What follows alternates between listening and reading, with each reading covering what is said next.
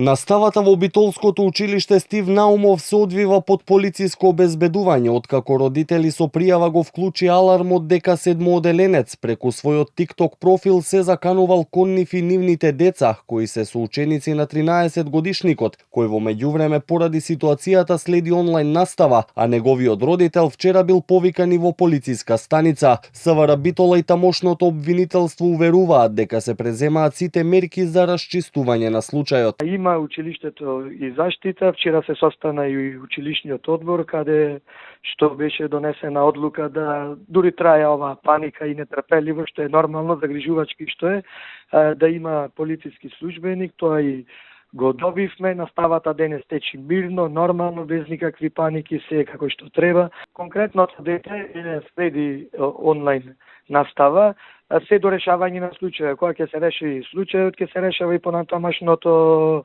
учење на тоа дете. Мерката за полициско присуство ја побарал училишниот одбор по вознемиреноста на родителите, вели за Канал 5 директорот Никола Пискачев, кој посочи дека наставата се одвивала мирно и според кого нема простор за паника. Преземени се сите потребни чекори според Законот за основно образование, навремено се известени сите институции, вклучени и Центарот за социјални работи, уверува Пискачев. Секторот за внатрешни работи Битола постапува по насока на основното јавно обвинителство од Битола во врска со пријава од родители на деца ученици во основното училиште Стив Наумов од Битола.